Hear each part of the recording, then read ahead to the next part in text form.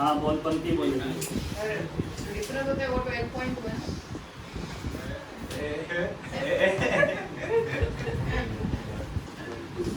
वो डायलॉग है ना, वो इसीलिए बनाया गया है। कौन सा? पैसा बर्बाद तो उसने बनाया है। गजब कर रहे हो।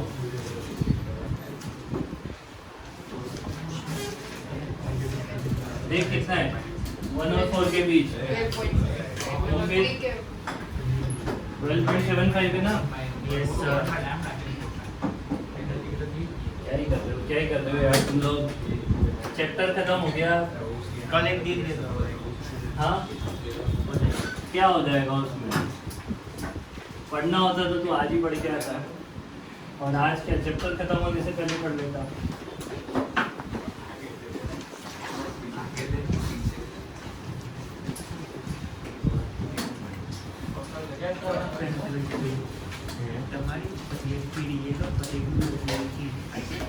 एक मार्क भेजोगे, क्लिक मार्कर लेके आना है नया वाला। चल नहीं रहा है। हाँ? नया मतलब बिल्कुल नया नहीं, बॉक्स में से निकाल के नहीं लाना, ऐसे नए पढ़ पंकज सर के हाथ में होंगे। ब्लू नहीं ले तो एक मॉड्यूल क्या हो गया? अभी जल्दी से लेके आ, जल्दी से। क्या गाय बीच में आ गए? वो तो बहाने मार रहा हूँ, गाय के तो बहाने मार रहा हूँ। अरे देखो अभी बहुत सीरियस बात है। बरसात के दिन है, स्कूटी धीरे चलाया करो, बिल्कुल धीरे। समझे बात को? कहीं भी थोड़ी सी मिट्टी वगैरह होती है ना तो फिसल जाती है फटाफट से। साइकिल भी धीरे चलाए तो वो भी स्केट कर सकती है। बिल्कुल लिमिट वाली स्पीड में चलाया करो, कोई जल्दबाजी नहीं है। 10 मिनट घर से जल्दी निकल जाए तो 10 मिनट लेट पहुंचोगे, कोई फर्क नहीं पड़ता है। वरना उसके अभी ठीक है, कम लगी है। बाई चांस कोई फ्रैक्चर हो जाए तो फिर 1-2 महीने का काम हो जाएगा दोबारा भी।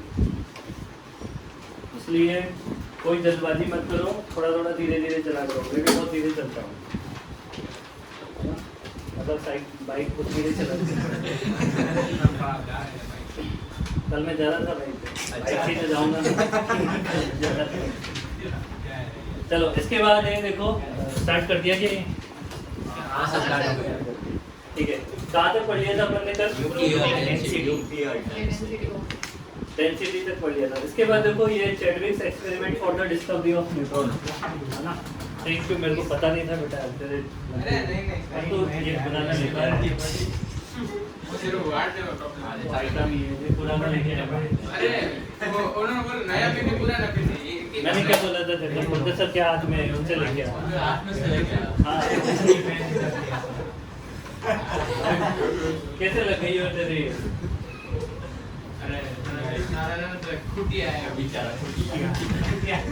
चल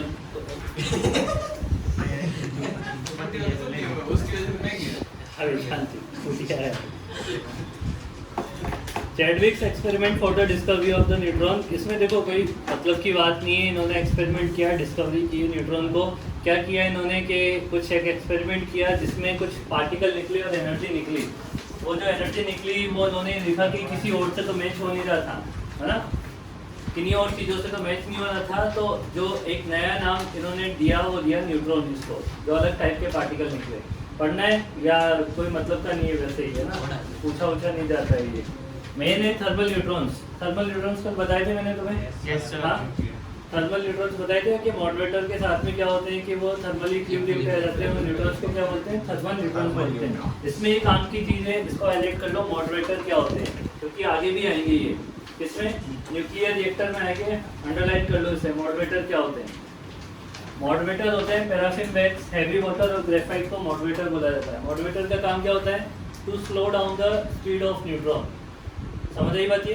मॉडरेटर का काम क्या है? To slow down the speed of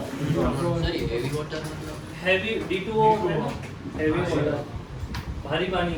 heavy driver जैसे होता है ऐसे ही हैवी वाटर होता है ना। हैवी ड्राइवर तो सुना होगा ना।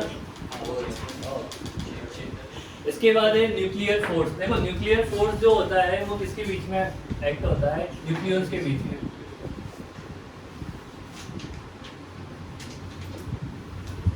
न्यूक्लियर फोर्स जो लगता है वो इन बिटवीन लगता है हाँ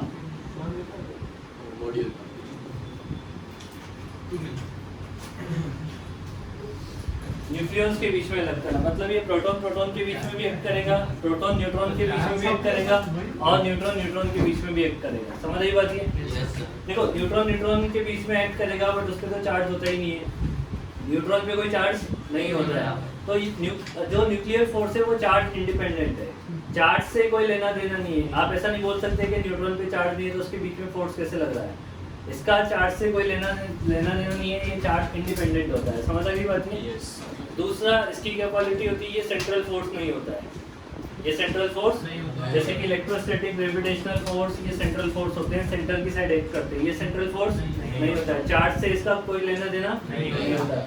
ये एक शॉर्ट रेंज फोर्स होता है, शॉर्ट रेंज मतलब within the nucleus 10⁻⁻15 metre order में, तो इसका इफेक्ट बहुत ज़्यादा है, बहुत ज़्यादा, सबसे स्ट्रॉन्ग फोर्स है ये, बट अपनी रेंज के अंदर। इसकी रेंज क्या है 10⁻⁻15 मीटर ऑर्डर, है ना, 10⁻⁻15 मीटर ऑर्डर में, मतलब न्यूक्लियस के अंदर अंदर ही ये लगने वाला है, और न्यूक्लियस के अंदर तो ये सबसे क्या है स्ट्रॉन्ग फोर्स। समझ आ गई बात है?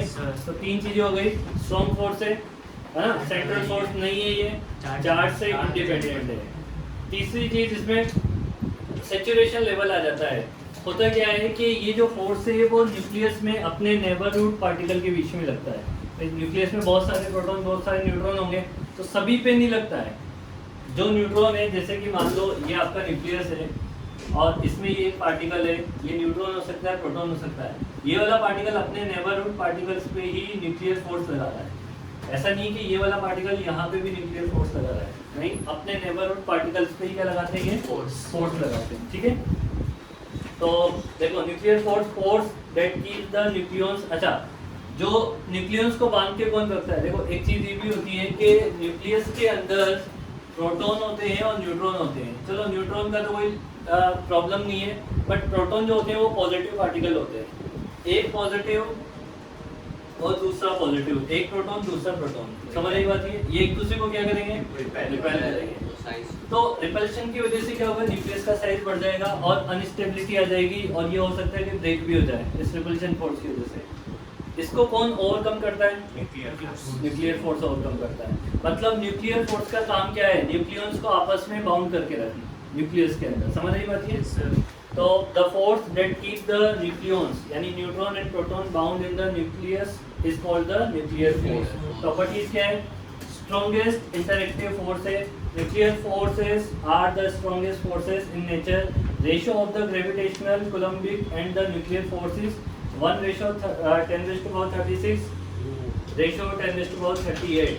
देखो अगर ग्रेविटेशनल फोर्स 1 न्यूटन है तो न्यूक्लियर फोर्स 10⁻38 न्यूटन, और इलेक्ट्रोस्टैटिक फोर्स कितना है 10⁻36। ग्रेविटेशनल फोर्स और इलेक्ट्रोस्टैटिक फोर्स में देखो, तो अगर ग्रेविटेशनल फोर्स 1 है तो इलेक्ट्रोस्टैटिक कितना है, इतना स्ट्रॉन्ग फोर्स है, but nuclear force within the range strong force है।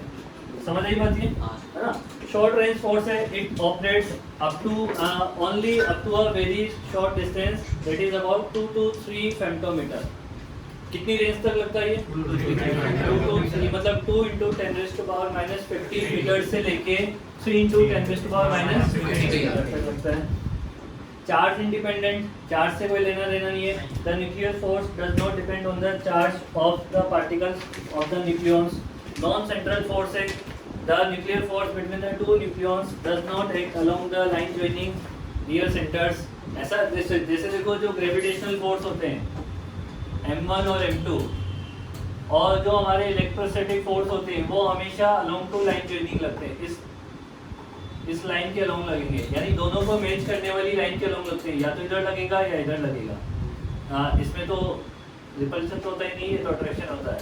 इसमें या तो ये इधर लगेगा या फिर ये इधर लगेगा, अलोंग टू लाइन जॉइनिंग ही लगेगा। जबकि न्यूक्लियर फोर्स में ऐसा कुछ नहीं है, अलोंग टू लाइन जॉइनिंग नहीं लगता है। समझ आई बात की? Variation with the distance. Figure 1 देखो, ये आपको जो डायग्राम दे रखा है इधर, वो अपने को पोटेंशियल एनर्जी और डिस्टेंस के बीच में ग्राफ प्लॉट कर रखा है। हो सकता है ये डायग्राम तुम्हारे केमिस्ट्री में आया हो।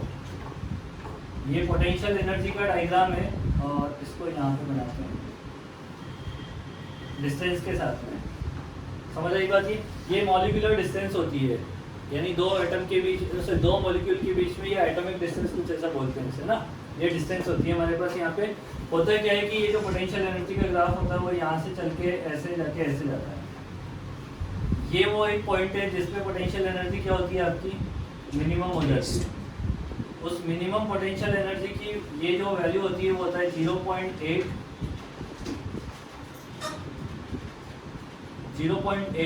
आर नोट के बराबर होता है ये, ठीक है। ये 0.8 आर नोट के बराबर होगा हमारे पास। यहाँ पे आर नोट की वैल्यू यहाँ पे 1 ली जाएगी, 1 फेम्टोमीटर ली जाएगी, है ना। तो ये कितना हो जाएगा हमारे पास, उसमें वो अलग तरीके से लिखा हुआ है, जैसे आर नोट इक्वल टू लिखा हुआ है, या ऐसे ऐसे लिख लो फिर नहीं, क्योंकि आर नोट की वैल्यू 1 फेम्टोमीटर कंसिडर करूँगा, तो ये आर नोट इक्वल टू 0.8 फेम्टोमीटर लिख लो, यानी 1 से थोड़ा छोटा ही 1 यहाँ पर है। अब इसमें क्या होता है ना, देखो जब आर की वैल्यू दो मॉलिक्यूल के बीच में जो डिस्टेंस है वो अगर 0.8 से कम है तो वो बहुत ज़्यादा पास होते हैं, बहुत ज़्यादा पास होते हैं, तो न्यूक्लियर फोर्स क्या करता है, उन्हें दूर भेजता है। तो अगर 0.8 से डिस्टेंस कम है तो इस रीजन में आपका लगता है रिपल्शन, और 0.8 के बाद वो क्या चले जाते हैं, दूर चले जाते हैं। तो दूर जाने पे क्या लगता है फिर, अट्रैक्शन। 0.8 से ज़्यादा होते ही क्या लगने लग जाता है, अट्रैक्शन फोर्स लग जाता है। समझ आ गई बात ये? हाँ बिल्कुल पूछे। Yes sir. हाँ यस सर। अच्छा ये ग्राफ समझ आ गया तुम्हें? Yes sir. देखो इसमें नीचे नेगेटिव है -100, तो इसको ध्यान से बनाना। ये चाहो तो ये 0 है, ये 0 है, यहाँ माइनस में दे रखी वैल्यू, यहाँ प्लस में दे रखी है, मतलब ये ओरिजिन से, मतलब ये आर वाली डिस्टेंस के नीचे आएगा। पोटेंशियल एनर्जी नेगेटिव होती है इसमें, देखो -100 है नीचे। समझ आ गई बात ये? वेरिएशन, ये पॉइंट नंबर 5 है, variation with the distance. Figure 1 show the graph of the potential energy of a pair of the nucleons as a function of their separation. Graph indicates that the attractive force between the two nucleons is strongest at a separation of the 0.8 femtometer. For a separation greater than the R naught, R naught मतलब कितना, 0.8 femtometer से अगर ज़्यादा होता है, the force is attractive, and the separation less than the R naught, the force is strongly repulsive. अगर 0.8 से कम है तो रिपल्शन, 0.8 से ज़्यादा है तो attraction. Saturation effect. Nuclear forces show the saturation effect, that is a nucleon interacts only with its neighboring nucleons. बताया था इससे पहले कि एक पार्टिकल उसके नेबरिंग पार्टिकल पे ही फोर्स लगाता है, जिसमें सेचुरेशन इफेक्ट होता है। ये ज़्यादा दूर वाले पार्टिकल पे फोर्स नहीं लगाएगा। समझ आ गई होती न्यूक्लियर फोर्स की प्रॉपर्टीज एक बार फटाफट से याद कर लो और बता दो मेरे को फटाफट से। मतलब जो आयत में लिखा है ऊपर ऊपर से याद कर। हाँ मतलब उनका मतलब भी बता देना फिर है क्या।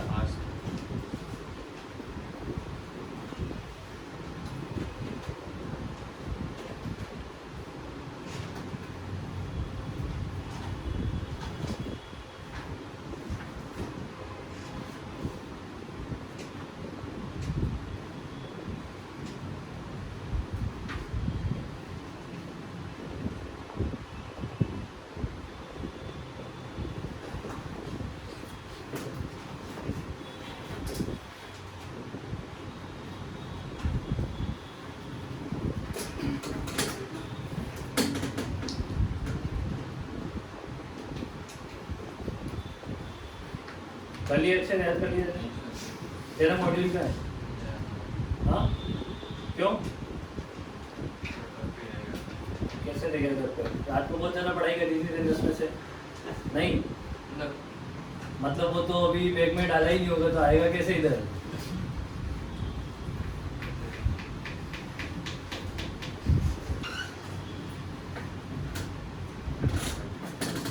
करो आज तो डीसीटी की है तुम्हारी हैं? कल बोला था डीसीटी है, नहीं बोला था सर, आपने बोला वाइवा में खत्म हो गई कल। नहीं बोला था बुक के एक क्वेश्चन है 10 मिनट रिवीजन कर लेना।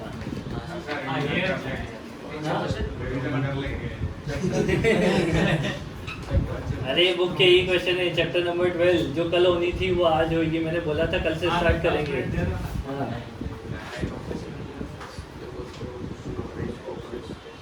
पढ़ लिया सबने? मैं रिवाइज करवा देता हूँ। देखो पहला क्या है, नॉन सेंट्रल फोर्स है, दूसरा चार्ज से इंडिपेंडेंट है, थर्ड शॉर्ट रेंज फोर्स है, फोर्थ आपका strongest with in the range है, चार्ज इंडिपेंडेंट। चार्ज इंडिपेंडेंट हो गया हमारे पास। उसके बाद सैचुरेशन इफेक्ट आता है और वेरिएशन। हाँ, टोटल 6 पॉइंट हो गया हमारे पास। मास एनर्जी रिलेशन में अपन देखेंगे अकॉर्डिंग टू द आइंस्टाइन, इन्होंने क्या बोला कि एनर्जी को मास में और मास को एनर्जी में कन्वर्ट करना पॉसिबल है, कन्वर्जन। तो E = m/c² से रिलेशन किया जाता है। C अपने को पता है 3 × 10⁸ speed of light in vacuum होता है और मास m यहाँ पे मास। अब होता है मास डिफेक्ट। देखो अपन ने हमेशा एटम की स्टेबिलिटी के बारे में बात करी है। एटम की स्टेबिलिटी मतलब क्या है कि हमारा जो एटम है उसकी एनर्जी मिनिमम रही होगी। अब उसकी एनर्जी मिनिमम होने के लिए क्या करना पड़ता है कि कुछ ना कुछ मास को एनर्जी में कन्वर्ट होना पड़ता है, ठीक है। जिससे क्या हो जाती है, उस पूरे सिस्टम की एनर्जी क्या हो जाएगी। जैसे मानो कि कोई सिस्टम है, उसके पास आपके पास 10 जूल एनर्जी है, उसमें से मैं आपसे बोलूँ कि इसमें से जो कुछ एनर्जी वो मास में कन्वर्ट हो गई, तो एनर्जी मास में कन्वर्ट होने से क्या हुआ, मास तो बढ़ गया बट एनर्जी कम हो गई। एनर्जी कम होना हमारे लिए फायदेमंद होता है। कोई भी सिस्टम अगर स्टेबिलिटी गेन करना चाहता है तो वो अपनी एनर्जी को मिनिमाइज करेगा। कोई भी सिस्टम हो, है ना, दुनिया के हर सिस्टम में अगर उसको स्टेबल होना है तो वो अपनी एनर्जी को क्या रखेगा, मिनिमाइज करने का ट्राई करता है। तो इसी तरीके से एटम भी क्या होता है कि अपनी एनर्जी को मिनिमाइज करता है। और वो मिनिमाइज किस तरीके से करता है कि जैसे मैं तुमसे ऐसे बोलूँ कि एक प्रोटॉन है ना, अपन ऐसे बिल्कुल हाइपोथेटिकल समझ लें, एक प्रोटॉन है जिसका मास है 1 kg और एक न्यूट्रॉन है इसका मास है 2 kg। ये हाइपोथेटिकल है। ये दोनों मिलके जब न्यूक्लियस बनाएंगे तो टोटल मास कितना होना चाहिए, न्यूक्लियस बनेगा तो 3 kg, बट ऐसा हुआ नहीं। आप थ्योरेटिकली तो 3 kg होना चाहिए था, बट जब प्रैक्टिकली देखा गया तो उसका मास है ना 2.9 kg मिला। इसका मतलब क्या हुआ, एनर्जी 0.1 kg जो मास है वो मास किस में कन्वर्ट हो गया, समझ आ गई बात है। इसका मतलब यहाँ पे 3 kg था और यहाँ पे 2.9 kg आया, तो इन दोनों में एक मास का डिफरेंस आ गया। उस डिफरेंस को बोलते हैं मास डिफेक्ट। उस डिफरेंस को क्या बोला जाता है, मतलब mass of reactant minus mass of product. समझ आ गई बात है। तो हमेशा न्यूक्लियस क्या करता है कि स्टेबिलिटी गेन को करने के लिए अपनी एनर्जी को मिनिमाइज करवा देता है। मतलब कुछ जो उसका मास है वो एनर्जी में कन्वर्ट होकर रिलीज हो जाता है, या फिर हम ऐसा बोले कि एनर्जी कन्वर्ट हो जाती है मास। समझे बात को, तो यही मास डिफेक्ट होता है। तो देखो मास डिफेक्ट,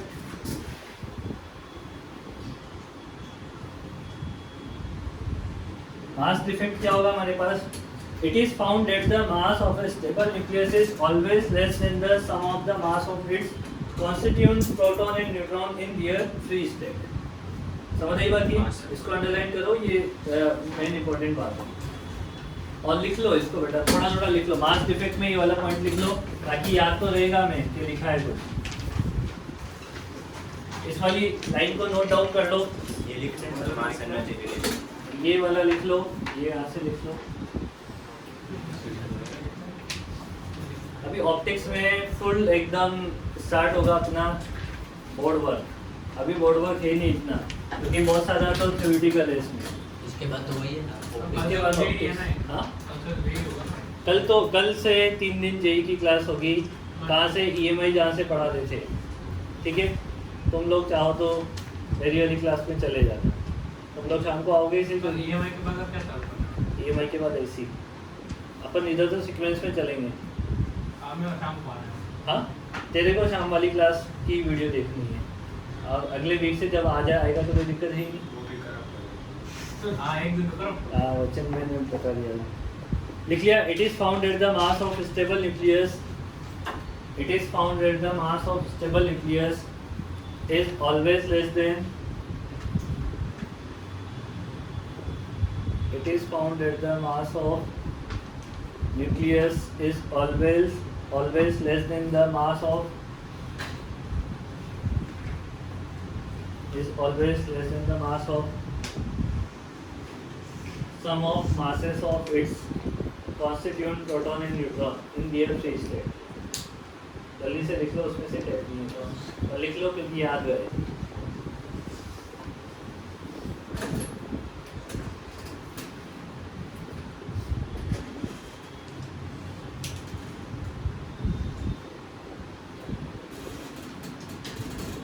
समझ रही बात ये?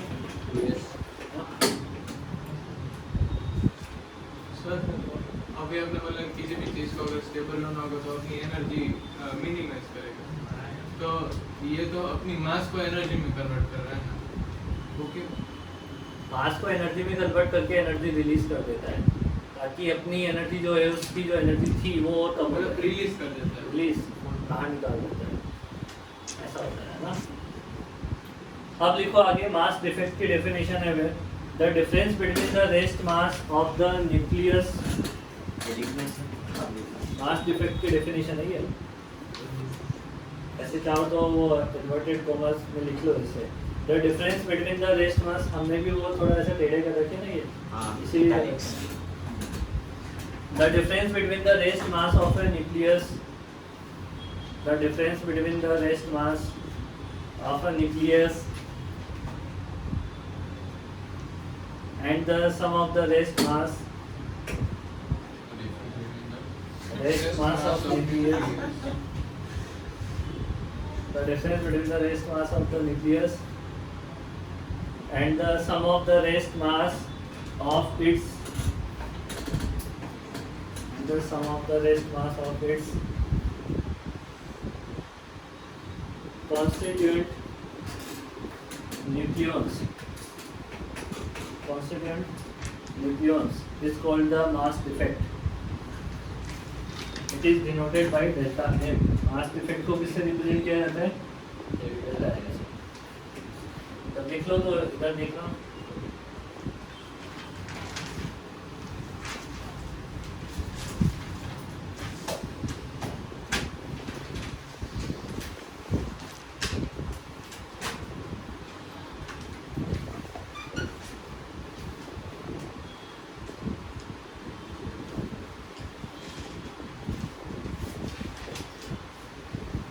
ठीक है? देखो, मास of proton, mass of neutron and mass of nucleus दिया हुआ है। अब ये जो न्यूक्लियस बनेगा वो किससे मिलकर बनेगा? प्रोटॉन और न्यूट्रॉन से। तो ये तो प्रैक्टिकल मास दिया हुआ है इसका, ये क्या है? प्रैक्टिकली मास। और थ्योरेटिकली बनेगा किससे? वो प्रोटॉन और न्यूट्रॉन से मिलकर बनेगा। तो डेल्टा एन जो होगा ना, डेल्टा एन जो होगा, मैं बोल सकता हूँ theoretical mass minus practical mass, that is delta N. समझ रही बात ये? अब थ्योरेटिकली किससे मिलके बना है? प्रोटॉन और न्यूट्रॉन से। कितने प्रोटॉन है इसमें? Z।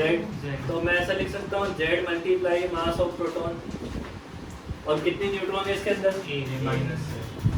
ए कौन बोल रहा है? जेबी ने बताया। तो ये तो इसका हो गया कौन सा मास? थ्योरेटिकल मास हो गया। इसमें से क्या माइनस कर दोगे? प्रैक्टिकल मास। ये प्रैक्टिकल मास ही देगा। तो ये आपको क्या देगा? डेल्टा एम देगा। अब डेल्टा एम कभी पॉजिटिव हो सकता है, कभी नेगेटिव हो सकता है। डेल्टा एम कभी आपका पॉजिटिव हो सकता है, कभी नेगेटिव हो सकता है। अगर डेल्टा एम आपका पॉजिटिव हुआ, इसका मतलब एनर्जी रिलीज होगी। डेल्टा एम अगर नेगेटिव आ गया, इसका मतलब एनर्जी आपकी क्या होगी? एब्जॉर्ब होगी या गेन होगी। समझ आ गई बात? ये देखो फटाफट से, इसके आगे नीचे वो लिखेंगे। इसके एक और डेफिनेशन लिखो, एक और तरीके से लिखो, क्योंकि सिंपल न्यूक्लियस के लिए तो ऐसे निकाला जाएगा। अगर कोई रिएक्शन होगी तो कैसे निकाला जाएगा? जैसे कि मान लो कि कोई रिएक्शन है, x प्लस वाई से मिलके आपका क्या बन रहा है? z मिल रहा है। ये आपकी क्या है? ये रिएक्टेंट है और ये आपका क्या है? प्रोडक्ट है। तो डेल्टा एन जो होगा मास of nucleus of reactant. Atom का मास नहीं लेना है, ध्यान रखना। डिफेक्ट किसका निकाल रहे हैं? न्यूक्लियस के मास में डिफेक्ट निकाला जाना है। तो जो x और y के जो न्यूक्लियस है उनके मास का सम है ना, मास ऑफ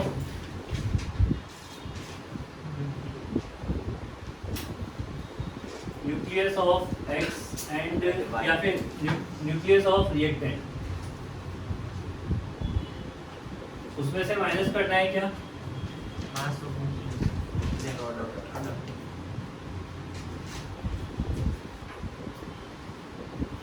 समझ आएगी बात नहीं? जब कोई इक्वेशन होगी तो आपको ऐसे करना है, रिएक्टेंट माइनस प्रोडक्ट, अगर कोई एक एटम दे दिया जाए तो उसके लिए आपको क्या करना है, उसके एक प्रोटॉन न्यूट्रॉन का मास माइनस उसका प्रैक्टिकल मास।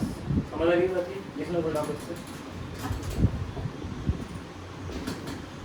उसके लिए लिखना ना for nuclear reaction, for nuclear reaction.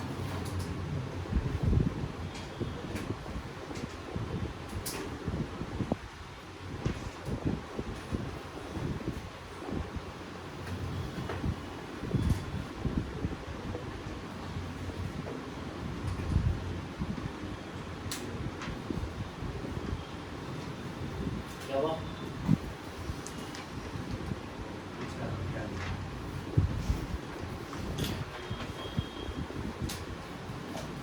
THE the नहीं है, थ्योरेटिकल है द मास माइनस प्रैक्टिकल मास।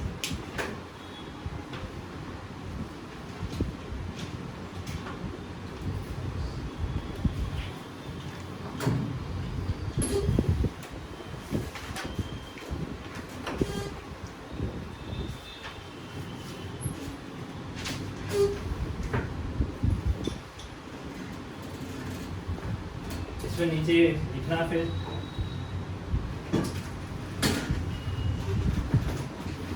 नीचे यहाँ तक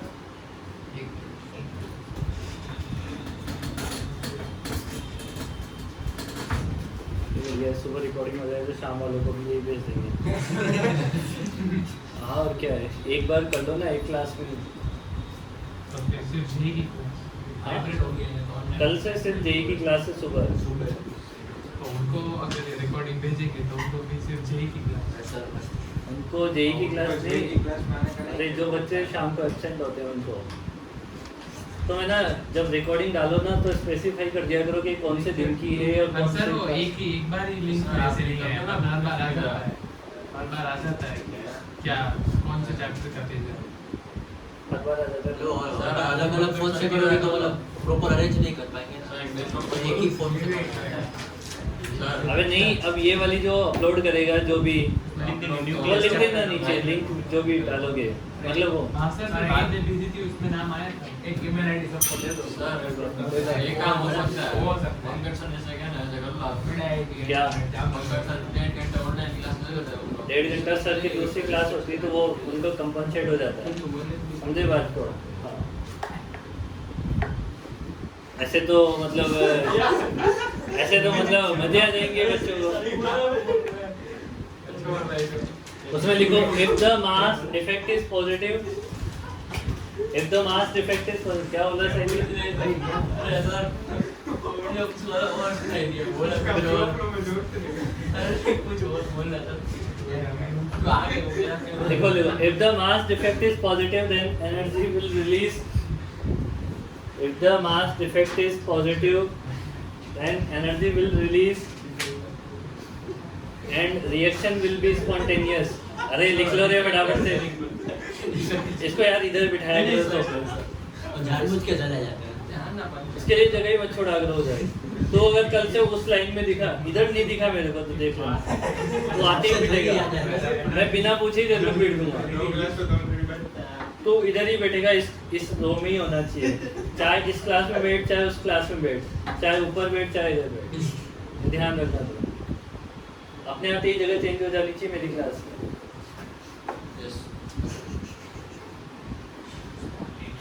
और कोई बैठने ना दे तो मेरे को बोलना कि सर ये बैठने दे रहा है।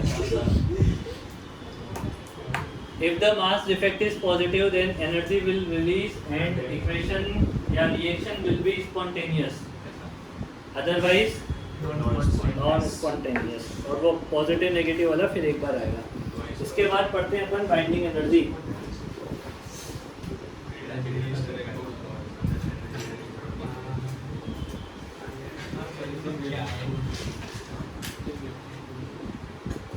देखो बाइंडिंग एनर्जी क्या चीज़ है हमारे पास के किसी भी बाइंडिंग एनर्जी का मतलब क्या होगा हमारे पास यहाँ पे कि उसको फ्री कर दो, टोटल एनर्जी क्या बना दो उसकी 0 बना दो, तो जितनी भी एनर्जी है ना उसके पास उसके ऑपोजिट एनर्जी प्रोवाइड कर दो।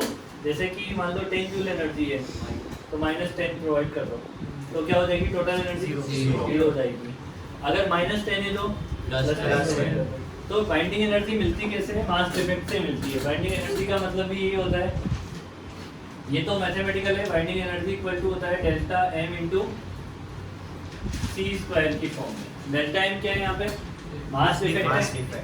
अब देखो बाइंडिंग एनर्जी को अपन डायरेक्टली कैलकुलेट कर सकते हैं। अगर मान लो कि डेल्टा एम आपका जो है वो केजी में है और ग्राम में है, या केजी में लिखे अपन, ग्राम में तो क्यों लिख रहे हैं? अगर ये केजी में है, डेल्टा एम केजी में है, तो बाइंडिंग एनर्जी किस पे मिलेगी? केजी में। एनर्जी केजी में मिलेगी, है ना? हाँ ठीक है। एनर्जी किस में मिलेगी? जूल में मिलेगी। अगर मान लो कि डेल्टा एम आपका किसमें?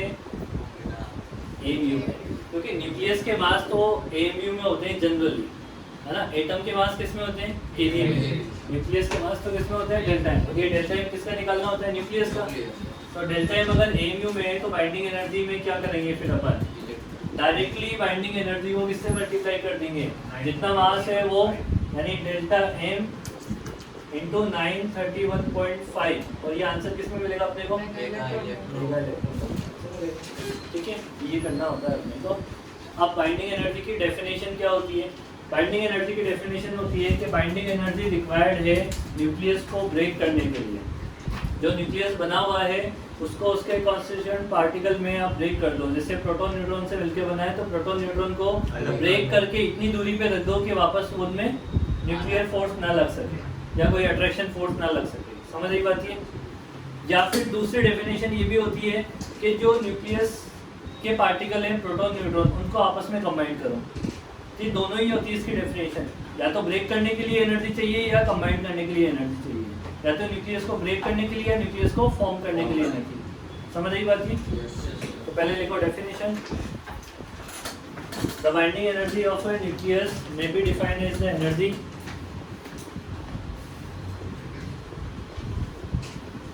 The binding energy of a nucleus may be defined as the energy required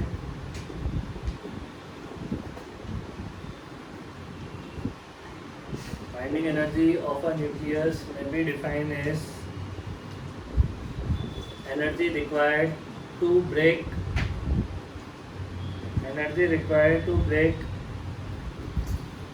up a nucleus into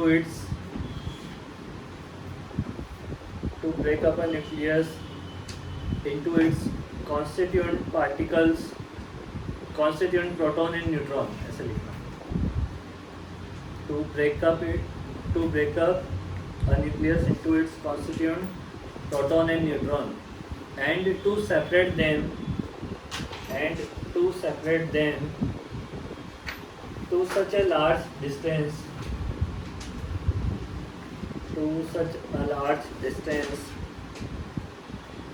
that they may not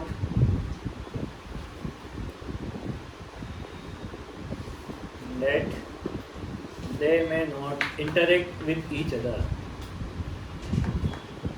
अब देखो एनसीईआरटी में एक ही डेफिनेशन है, बस इसकी दोनों डेफिनेशन होती है। जेई में दोनों डेफिनेशन लिखनी होती है। इसमें तो क्या बोला है इसने? To break the nucleus. उसमें ये भी होता है टू फॉर्म द न्यूक्लियस। ठीक है, दोनों में बाइंडिंग एनर्जी की रिक्वायरमेंट होती है, है ना? अब डेल्टा एम हमने क्या निकाला उधर? बिकॉज डेल्टा एम कितना है हमारे पास, उसको लिखते हैं हम Z into mass of proton plus A minus Z into mass of neutron minus of M. तो बाइंडिंग एनर्जी कितनी हो जाएगी यहाँ से हमारे पास? बाइंडिंग एनर्जी इक्वल टू हो जाएगा इस पूरी वैल्यू को Z into mass of proton plus A minus Z into mass of neutron minus of mass of nucleus into C square. ठीक है, या फिर आगे डेल्टा एम इंटू 931.5 ये पूरा लिख लो। मैंने दोनों चीज़ें बता दी है मैंने।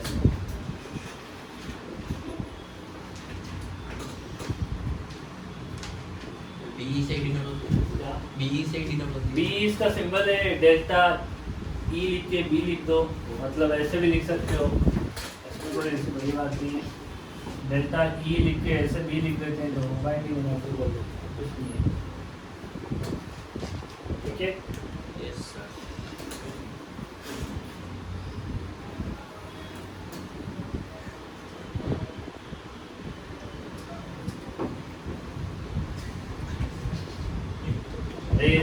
तो हो गया ना, R अब फिर गुस्सा भी आ सकता है।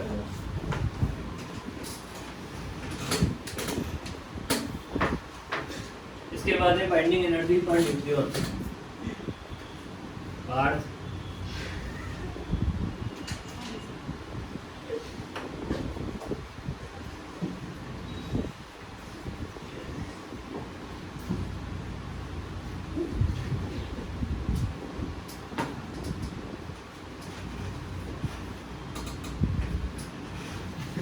या तो देख बात मेरे को बता ताकि फिर उस बात को मैं खत्म कर दूँ नहीं, या फिर हंसो मत, ठीक है? अभी हंसोगे फिर मेरे को गुस्सा आए तो वही पिटेगा जो हंस रहा है। सर मेरा नाम डाल दिया सर इसके तो बस। हाँ, या तो सच बात बता क्या है, अभी पिट जाओगे फिर गुस्सा आएगा तो, है ना? बाइंडिंग एनर्जी पर न्यूक्लियस का मतलब क्या है? जैसे मान लो कि किसी न्यूक्लियस की बाइंडिंग एनर्जी आपको दे रखी 10 मेगा इलेक्ट्रॉन वोल्ट और हाँ डिवाइड बाई ए कर देते हैं, और उसके न्यूक्लियस जो हैं वो मान लो आपके पास दे रखे हैं 25। न्यूक्लियस मतलब number of proton plus number of neutron, और वो ए से रिप्रेजेंट होता है। तो बाइंडिंग एनर्जी पर न्यूक्लियस कैसे निकाली जाएगी? Binding energy nucleus equal to binding energy divided by क्या कर देना है? ए कर देना। Binding energy divided by A कर देना। समझ आ गई बात ये? ठीक है। अब बाइंडिंग एनर्जी पर न्यूक्लियस का सिग्निफिकेंस है, एटम की स्टेबिलिटी को कौन रिप्रेजेंट करेगा, बाइंडिंग एनर्जी या बाइंडिंग एनर्जी पर न्यूक्लियस? एटम की स्टेबिलिटी को बाइंडिंग एनर्जी पर न्यूक्लियस के थ्रू रिप्रेजेंट किया जाता है ना? देखो बाइंडिंग एनर्जी का ज़्यादा होना, समझे बात को, बाइंडिंग एनर्जी का ज़्यादा होना और बाइंडिंग एनर्जी पर न्यूक्लियस का ज़्यादा होना, दोनों में से कौन स्टेबिलिटी को रिप्रेजेंट करेगा? ये वाला। आपसे कोई बोले कि कोई एक न्यूक्लियस है जिसकी binding energy 10 mega electron volt है ना? जैसे कि ऐसे देखो, एक न्यूक्लियस है जिसकी बाइंडिंग एनर्जी हमारे पास ए, उसकी बाइंडिंग एनर्जी है 10 मेगा इलेक्ट्रॉन वोल्ट, बट इसके अंदर जो न्यूक्लियस है वो 5 है। 5 इसके न्यूक्लियस है, मतलब इसको जाओ तो बी ले लो, ए की वैल्यू इसमें 5 है। ऐसे एक क्यू एलिमेंट है जिसकी बाइंडिंग एनर्जी हमारे पास दे रखी है 100 मेगा इलेक्ट्रॉन वोल्ट, बट इसके लिए ए की वैल्यू जो है वो कितना है? 5, 2, मतलब ये ले लेते हैं कितना? 75 की। अब दिखने में किसकी बाइंडिंग एनर्जी ज़्यादा दिख रही है? ये वाली क्यू की, बट बाइंडिंग एनर्जी पर न्यूक्लियस निकालोगे तो ये कितना है? 2, और ये कितना आएगा हमारे पास? 4/3। कौन सी ज़्यादा मिली? तो बाइंडिंग एनर्जी पर न्यूक्लियस जिसकी ज़्यादा होती है वो न्यूक्लियस ज़्यादा स्टेबल होता है, ठीक है? न कि बाइंडिंग एनर्जी इसकी ज़्यादा है। बाइंडिंग एनर्जी को नहीं देखना है, किसको देखना है? पर न्यूक्लियस वाली एनर्जी को देखना है। तो स्टेबिलिटी जो रिप्रेजेंट की जाती है वो बाइंडिंग एनर्जी पर न्यूक्लियस के थ्रू रिप्रेजेंट की जाती है। समझ आएगी बात ये? तो पहले ये आइडिया डालो, बाइंडिंग एनर्जी पर न्यूक्लियस। अगर ऐसा देखें कि जिसको ज़्यादा बाइंडिंग एनर्जी मतलब चाहिए तो वो वैसे ही ब्रेकअप मतलब ब्रेक होने में ज़्यादा एनर्जी लगेगी तो वो ज़्यादा स्टेबल है, ऐसा ही ना है? नहीं, देख बाइंडिंग एनर्जी ये एग्जांपल लेके बताया ना कि इसकी 100 है, इसकी 10 है, बट इसमें पर न्यूक्लियन, एक न्यूक्लियंस को न्यूक्लियस से बाहर निकालने के लिए या तोड़ने के लिए 2 मेगा इलेक्ट्रॉन वोल्ट चाहिए, जबकि इसमें कितना चाहिए? इसमें कम चाहिए ना। इसका मतलब कम चाहिए, मतलब ये लेस स्टेबल है और ये मोर स्टेबल है। ज़्यादा स्टेबल, ज़्यादा एनर्जी के, भाई ज़्यादा स्टेबल होगा मतलब तोड़ने के लिए ज़्यादा एनर्जी चाहिए, बस पर न्यूक्लियस में कितनी एनर्जी चाहिए होगी ये मैटर करता है। समझ आ गई बात है? जैसे कि वो होता है ना कि कैसे, जैसे मान लो एक ग्रुप है 10 लोगों का, सारे एकदम बॉडी बिल्डर बस, और एक ग्रुप है 100 लोगों का, है ना? ऐसे अब 10 लोगों के जो बॉडी बिल्डर का ग्रुप है उसमें से किसी भी एक को अगर अब तुम्हें बाहर निकालना है उस ग्रुप से, यानी मार पीट के बाहर निकालना है, बात ये है ना, तो कितनी एनर्जी लगानी पड़ेगी कंपेरेटिवली उधर? तो तुम सोच रहे हो कि इधर 100 हैं तो उधर आपने ज़्यादा एनर्जी लगाई, बट उसमें क्या है, पर्टिकुलर एक बंदे को कम एनर्जी नहीं पड़ रही है, और इधर क्या हो रहा है, धक्का मार के निकाल दोगे। समझ गई बात को? वो वाला कॉन्सेप्ट है। तो बाइंडिंग एनर्जी पर न्यूक्लियस में लिखेंगे अपन, द बाइंडिंग एनर्जी पर न्यूक्लियस द बाइंडिंग एनर्जी पर nucleus is the average energy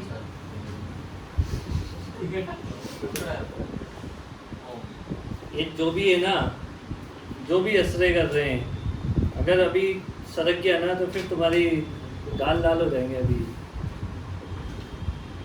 part के सबसे पहले होंगे, इसको बहुत हंसी आती है, तो इनके चक्कर में तो पिट जाएगा। मैं नहीं जानता हूँ, इसलिए चुपचाप है। बाइंडिंग एनर्जी पर nucleus is the average energy required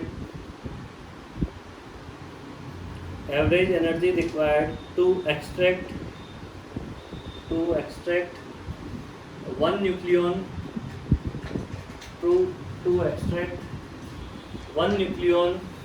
from the nucleus,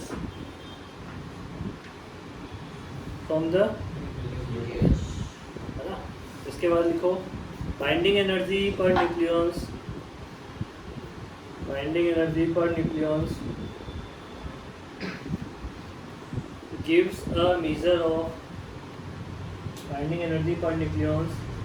gives a measure of force which binds the nucleus together. Binding energy per nucleus gives a measure of force which binds the nucleus together inside a nucleus. Nucleus होना चाहिए था, binds the nucleus together होना चाहिए था, ये थोड़ा गलत लिखा हुआ है। दोबारा बोलो क्या एक बार। बाइंडिंग एनर्जी पर nucleus gives a measure of force which binds the nucleus together inside a nucleus. ठीक है, फिर आगे लिखना मोर the average binding energy higher the stability of nucleus. More the binding energy, मतलब एवरेज बाइंडिंग एनर्जी लिखा है। Average binding energy का मतलब बाइंडिंग एनर्जी पर न्यूक्लियस, है ना। More the average binding energy higher the stability of nucleus. समझ आ गई बात ये? इसके बाद बाइंडिंग एनर्जी कर्व है। बाइंडिंग एनर्जी कर्व है।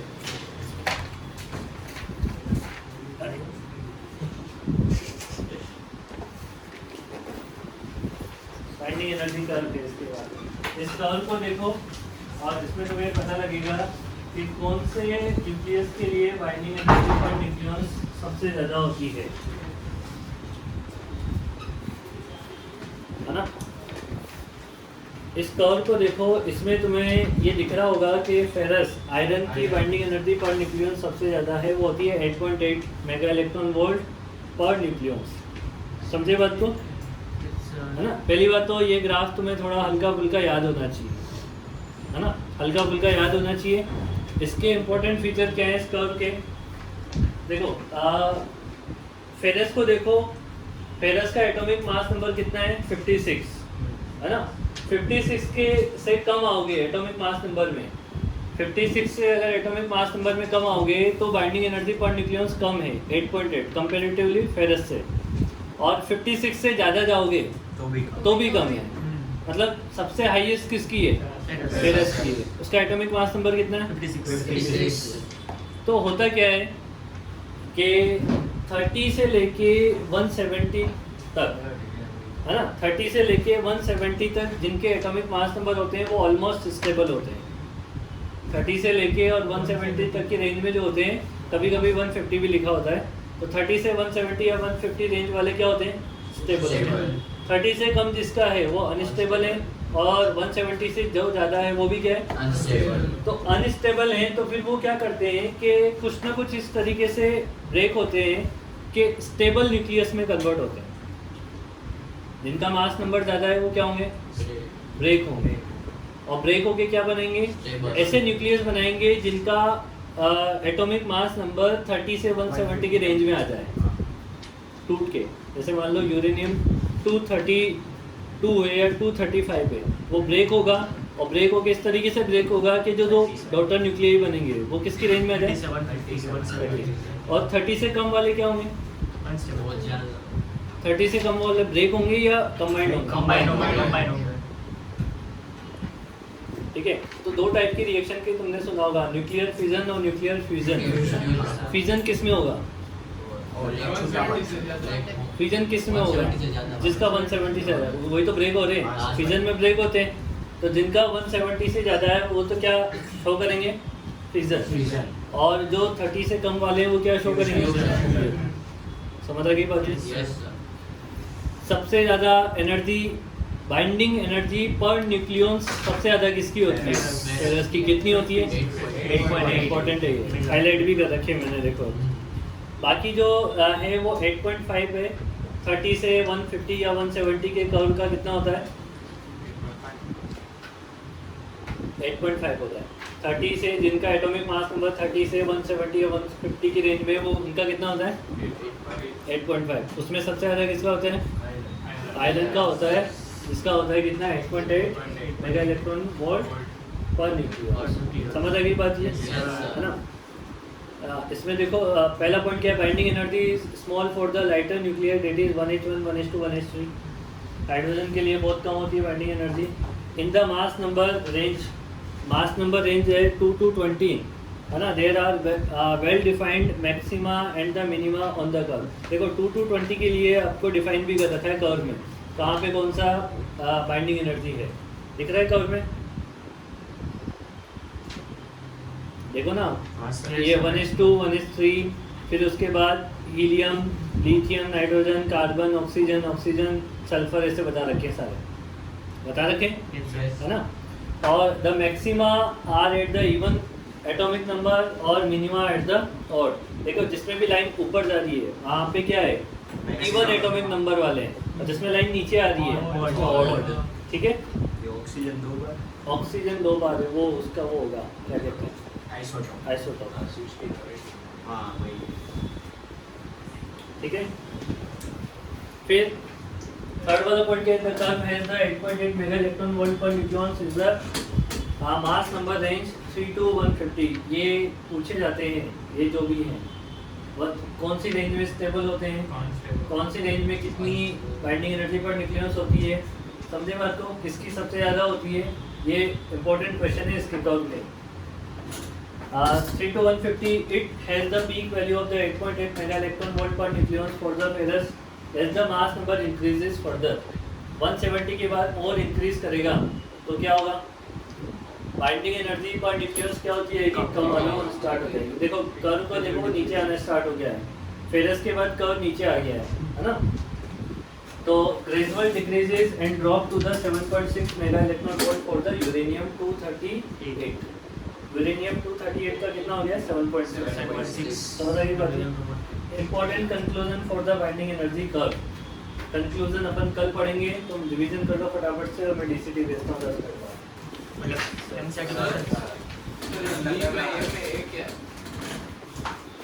अरे नहीं एक्चुअली ये किसका मॉड्यूल है?